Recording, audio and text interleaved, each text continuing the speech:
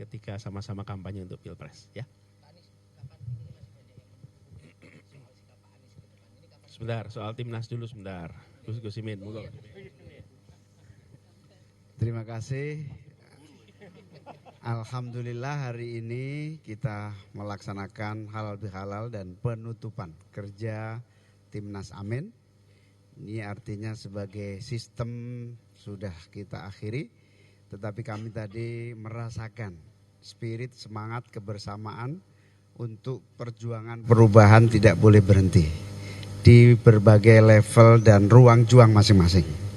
Saya tadi bercerita bahwa contohnya kemarin saya naik kereta, kemudian ada ibu-ibu pakai kursi roda, tidak bisa naik kereta karena nggak ada jembatan menuju kereta.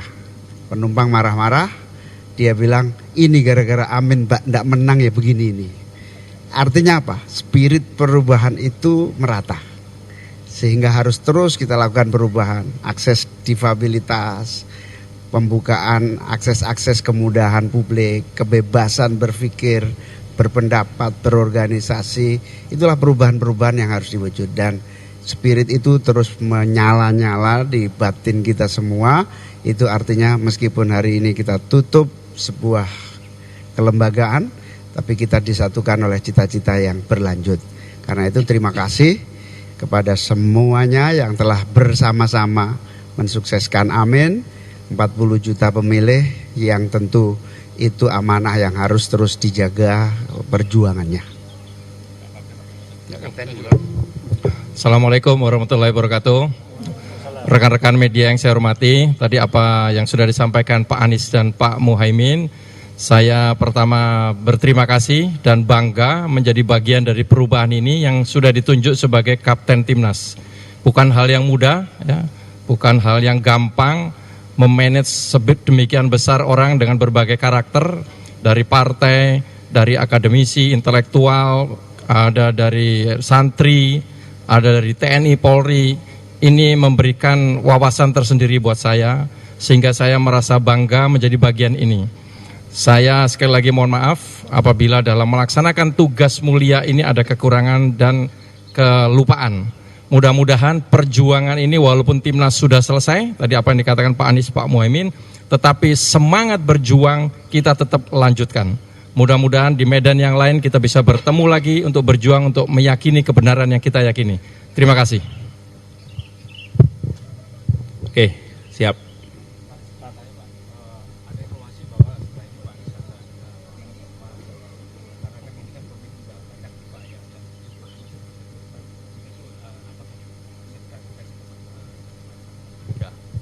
Ya, belum ada rencana untuk membuat ormas apalagi partai politik. Jadi saya ingin sampaikan kepada semua bahwa kita akan meneruskan perjuangan perubahan ini dan akan terus bersama-sama membawa ide. Tetapi formatnya dan lain-lain ini belum kita bahas dan belum ada sedikit pun ide, gagasan mengenai ormas apalagi partai. Rasanya perjalanan kemarin dengan PKB, Nasdem, PKS itu sudah perjalanan yang baik, nyaman, nah kita jaga ini. Itu. Tapi kalau soal ide melanjutkan perjuangan di Pilgub DKI gimana ya Pak? Ya. Semua yang menyangkut langkah berikutnya kasih jeda sebentar. Kasih jeda sebentar. Jeda, menata dulu, nutup buku, jenang sumsum, terus baru nanti kita.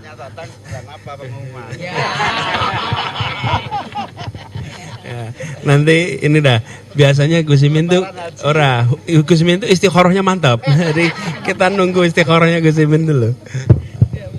Nah kalau Gus Imin ada ini nggak Gus? Tadi kan soal perjuangan dilanjutkan Pak Anies lo digosok-gosok dikit nggak aman nggak? Rasa manas-manasi. Nah ya, Pak Anies mau tanya soal Pilgub DKI ini kan PKS ada kader yang ingin diusung dan meminta Pak Anies mendukung kader PKS ini, tanggapan dari Pak Anies gimana? Sekarang jeda dulu, dia bilang gini, jeda dulu, habis itu baru nanti garap lagi, ya. Pak Anies tadi sempat disampaikan di pidato ya, ini perlu dijadikan sejarah, dijadikan buku. Apakah ini juga akan perjuangan? Ya, saya sampaikan kepada Pak Kapten tadi karena banyak sekali pengalaman dan Kalau ditanya apakah ada yang menulis tim ses di Indonesia, belum ada. Ini menjadi pengalaman penting. Dan kemarin dalam kita kampanye ada program Selepet Imin, ada Desak Anies. Itu program yang sekarang di YouTube banyak sekali orang terus menonton. Walaupun kampanye selesai, tapi itu sebagai proses pembelajaran kebijakan. Jadi itu yang sebenarnya kami katakan tadi. Kami ingin membuka ini dengan niat baik dan sudah dikerjakan. Mengakhiri juga dengan cara yang terhormat. Jadi keluar di sini itu kepalanya tegak semua. Tidak ada yang harus menunduk, ya ada yang merasa harus ada disembunyi-sembunyikan. Kemarin tadi Gus Imin sampaikan dalam sambutannya, ini semua adalah dikerjakan dengan cara yang terhormat. Itu sebabnya kami bangga, bersyukur. Dan kami juga ini menjadi sudah seperti sebuah saudara, saking dekatnya di dalam perjuangan bersama kemarin. Ya, oke. Pak Anies ini mumpung di sebelah Caimin, pendekatan-pendekatan yang sudah dilakukan oleh partai koalisi yang ada di perubahan ini, Pak Anies sekarang melihatnya seperti apa? Misalkan Nasdem dan juga PKB kemarin ketemu sama Pak Prabowo, apakah merasa dihiangan atau seperti apa? Kita masih jalan sama-sama terus kok. Masih jalan sama-sama terus dan begini, di dalam proses komunikasi itu selalu ada ruang terbuka untuk komunikasi. Bahkan ketika kami berdua hadir pun ada yang mempertanyakan kenapa harus hadir. Itu tapi kenyataannya kami ingin bernegara dengan terhormat kok. Kita ingin menjalankan proses politik juga dengan terhormat. Cuman karena ada pengalaman yang cukup panjang di mana berbeda tak berdialog. Maka ketika ada dialog itu seakan-akan lalu terjadi persamaan. Para pendiri publik ini tuh pikirannya beda-beda, tapi dialognya jalan terus. Dan kita terbiasa dialog itu. Nah, kita harus mulai membiasakan bahwa duduk satu meja untuk berdialog walaupun berbeda itu normal. Jangan kalau duduk satu meja diartikan berarti akan sama semua. Karena pengalaman beberapa tahun ini minim dialog. Jadi kalau ada dialog berarti harus sama. Kalau nggak sama nggak diajak dialog. Ada kan yang ngajarin gitu? Kalau nggak sama nggak diajak dialog. Nah kita ingin jaga agar semuanya, ini senyum-senyum, dia tanyain nih siapa nanti. Ya. Pak, kalau staf disinggung mengenai Bapak akan bergabung dengan koalisi Mas Prabowo Gibran, kalau mungkin mengenai kecurangan pemilu Pak. Nah, apakah ada kemungkinan Pak Anies untuk bergabung atau tidak Pak? Dengan? Koalisi Prabowo Gibran. Memang saya partai. Sebagai individu baik jadi menteri atau Kan timnya udah selesai. Timnya. Kemudian saya bukan pimpinan partai.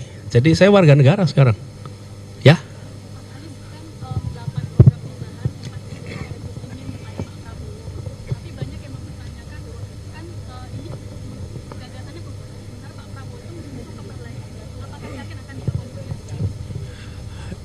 Pemegang mandat konstitusi memiliki kewenangan untuk menentukan, bukan orang lain. Karena konstitusinya menyatakan bahwa yang mendapat amanat adalah Pak Prabowo, maka Pak Prabowo akan menentukan seperti apa dan kita hormati keputusannya. Oke, cukup ya?